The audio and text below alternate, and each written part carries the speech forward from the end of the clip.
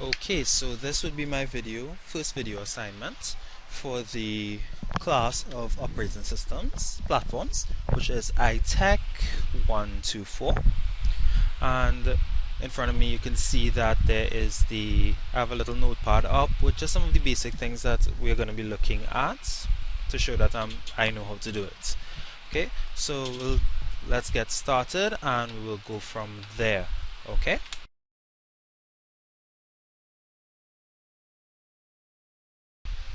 Okay, so moving on to the next section, which would be, well, the first section, I should say, which would be virtual drives. Now, what it basically means, we'll do a quick run through of creating an ISO, more importantly, a bootable ISO for the purposes of, since it's Windows Server 2008, and also how to mount said ISO into a virtual drive. Now, I personally like to use Power ISO. It's a very simple program to use. As you see here, I already had some stuff loaded up, but we will go into creating one for the benefit of seeing exactly how we went about it. Okay, so the first step, you create a new CD DVD image. Okay, what you can do from here is that you can go into the image properties and rename it. So for these purposes, I will name it Windows Server 2008. Okay, so let's see here. Okay, very simple there. Now what we're doing is that we would be copying over the files necessary for the actual program itself. Now as you see here, I have them extracted here. And it's a simple matter of drag and drop, copy and paste, whichever you want to do, into the file, into the new image that you're creating. Now this is where things get a bit important. You need to make it bootable. Right now it's not a bootable image, so you'll go into Action, select the Add Boot information, and we're going to select the file. Now, for the benefit of those watching, so here we are, where it is we had the files that we just copied and pasted into here. I'm doing this from the original set though, not from the set I just dropped in. And you're going into boot, now selecting all files. You'll see here etfs boot. Okay, and by loading that particular file and you select OK, you see where now it says it's a bootable image. It's no longer just an image. And then it's a simple matter of save, new image file, and let's see here,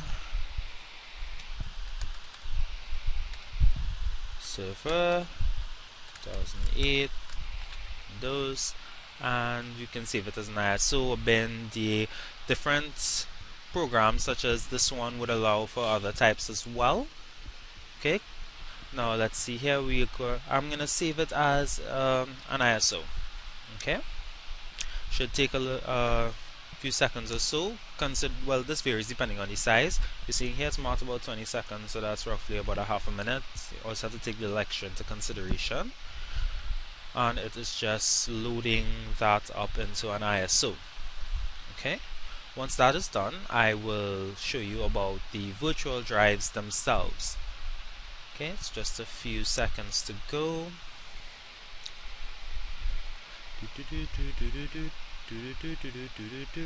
Okay, so there, it has been created. Now what we can do is that we go to Tools, and you'll see this option marked Virtual Drive. Now this is on Power ISO, okay, where you'll see that now, and you have the options to set how many virtual drives you want it to create for you, as well as the drives themselves. Now you're seeing I had it here selected as 2, and that will came up as D and E. Now we're going to D and we're going to select Mount Image. This then pulls up, well, it pulls up a folder where you may have had your ISO stored, or just a general folder in documents, and you can then reselect to wherever you have ISOs stored or the particular ISO image file that you want to load. In this case, we are looking here for the one that I just created. That would have been Server 2008. There, as you see, I was experimenting a bit before where I have actually 2 of them loaded here at the moment. Okay, so let me see here. Right. Okay, so this would be the one that we are loading up, the one that I just created. Select open. Now if you were to go to your, oops, I do apologize, clicked on Skyrim there. Okay, so loading up now. When you go to your computer folder itself, you'll see here where it says you have additional drives. Okay, so therefore that's what you have now. You have it loaded in. Right? As you would see, I do have some other drives loaded up as well. Okay, and for the drive D here, you have Windows Server 2008. Okay, see, everything is up there, and this is actually a bootable DVD at this point in time. Okay, so we're going to use that when we're in the virtual machines that actually install 2008.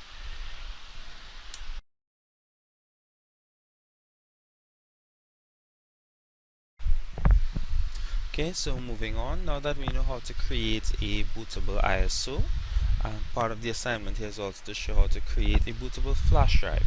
So that's what I'm going to go into right now. Now I already have a 32 gigabyte flash drive plugged in, so I'm going to go over to the start menu, and in the search area I am going to type in disk part. Now what this is doing, it will load up a command prompt that will allow you to create this particular bootable flash drive. So once the command prompt has loaded up, just a moment.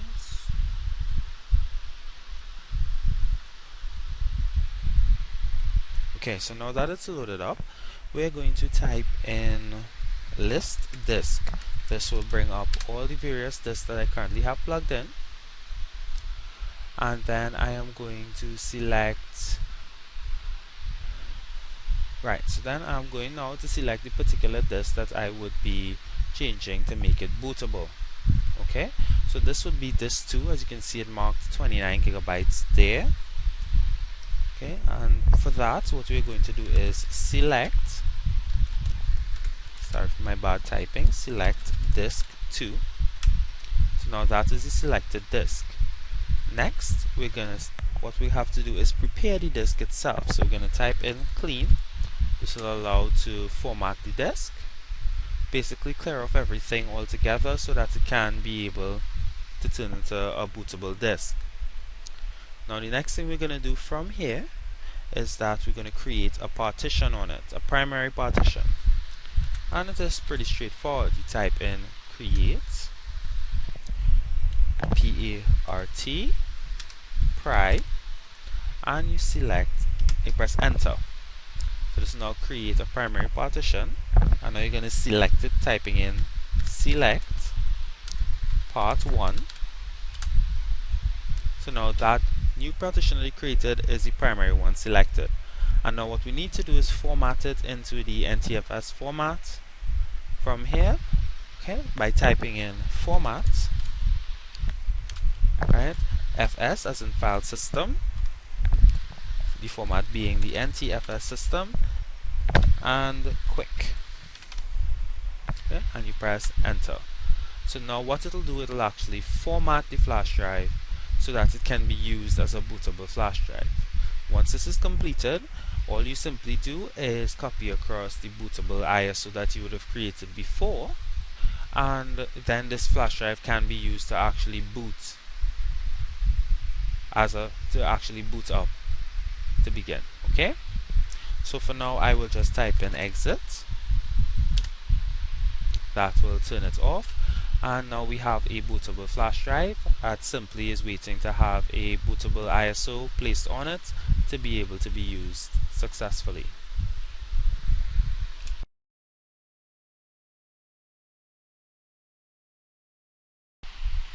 Okay, so now what we're going to talk about as well is partitioning your disk. This is also for the purposes of just general knowledge as well as for this assignment. Now it's actually pretty simple a process. I'm currently using Windows 7, so I'll be showing you how to do it here. Now for Windows on a whole though, you simply right click on my computer and you'll see manage. Once you select that, it'll allow you to manage, it'll bring up the disk management system. So just one moment while that loads. So let me see here. Okay.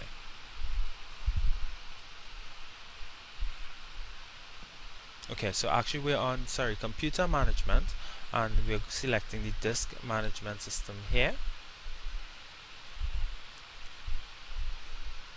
Okay, so now it has loaded up all our various hard drives and storage devices I have connected to this. Okay, now what you would see here, there is I have my main drive. Of course I have an additional drive, a flash drive, and that additional drive is actually partitioned into two parts already. Okay, and then of course the one reserved for your system itself and all of that software for your operating system. Now what I can do, it's pretty simple in regard to changing the size of a partition or creating one. Now essentially what you're doing here, I'm going to just show quickly. You can, from the disk management, you can right click on one of the hard drives or hard drive spaces, and with Windows 7 you see the option shrink volume, where it is you can just highlight it like that, and now you have the option to choose by how much you want it to shrink and what would be left after the amount that you have chosen. And once you have done this, so let me just show you here quickly. I currently have about 70 gigs per side there just for these sort of purposes. Okay, I'm going to drop it down to about 30 and hit shrink. You'll see now where it's down to the 39.6 and now 29.30. Okay, and this is now unallocated. This can now be formatted into a file system that you need by creating a simple volume. You're formatting the whole amount, right? What drive letter you want to give it, file system, size, etc. Okay. With Windows 7, you also have the nice capability, if you still have unallocated space, you can also extend a volume into the unallocated space, effectively making the space bigger and removing the partition. So it makes things quite simple now for doing that. Okay, and that's about it when it comes to actually doing the partitions, well, with Windows 7 at least.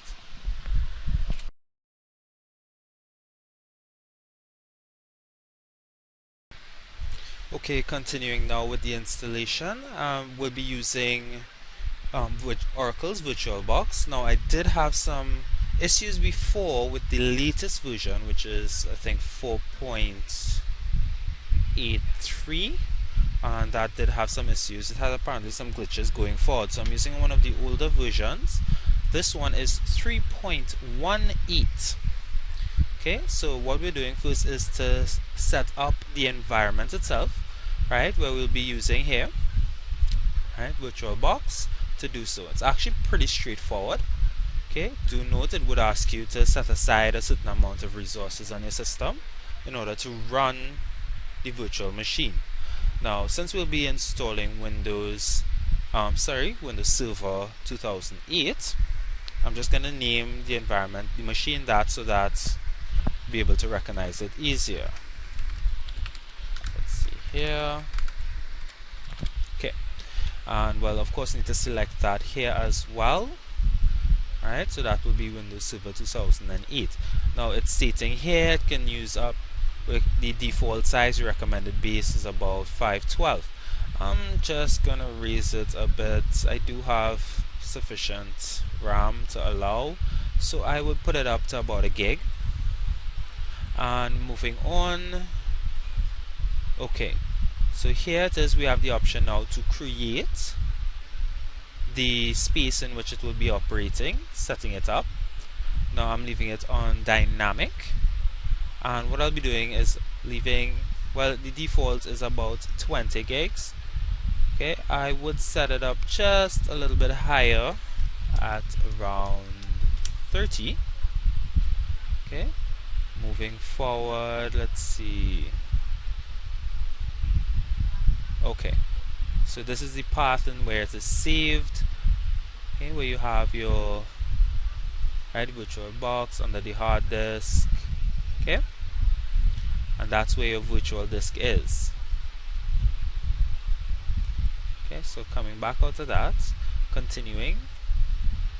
Okay, so this is what I will be creating here, and finish.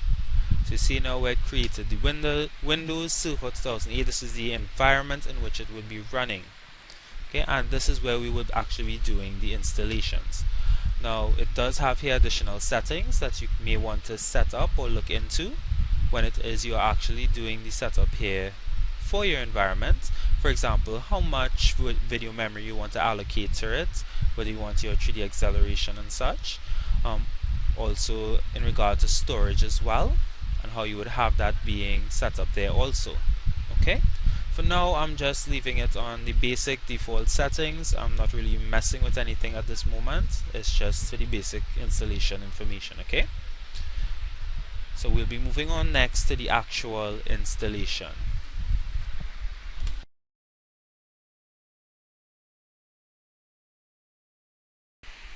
Okay, so now we're moving on to the actual installation, of the 2008 Windows Server. So you can see here, this is the server that I created before. Right, have all the various stats, how much RAM I have allocated, storage, etc. So now we're going to do is selecting it. Now just a note as well, I do currently have the ISO that I created before loaded up in the virtual drive. So we're going to select it, we're going to press start. Okay, so we're going to see here where the options come up, where it wants to know the media it's going to install from, where it's going to want to take it from.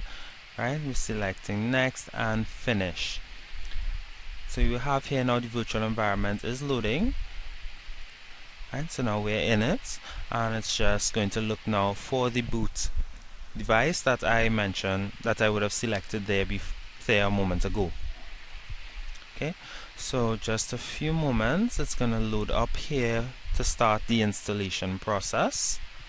Now if you need to come out of the virtual environment at any time, simply press right control to do so. Now we're seeing here, so US language, select next, install now. It's just a few minutes while it starts the preparation for the installation.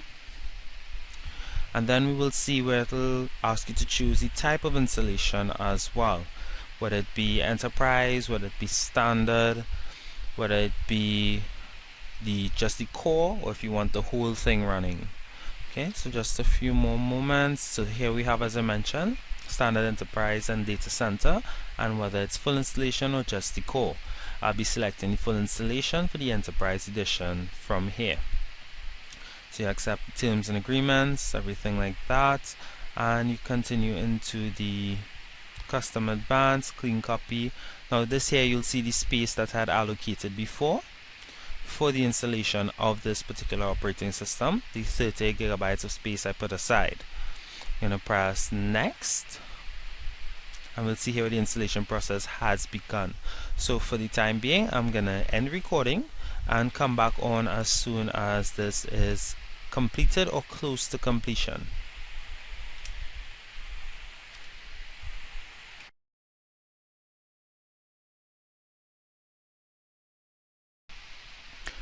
Okay, so now we're back to where it is. We see the Windows Server 2008 is now installed, and where you're seeing it's asking you now to create a user password for the first time logging on. Okay, so I'm just gonna create a password for the administrator, just something simple like password 1. Just something simple, just for the purposes of this demo. So that's capital P ASS WRD 1, and we repeat.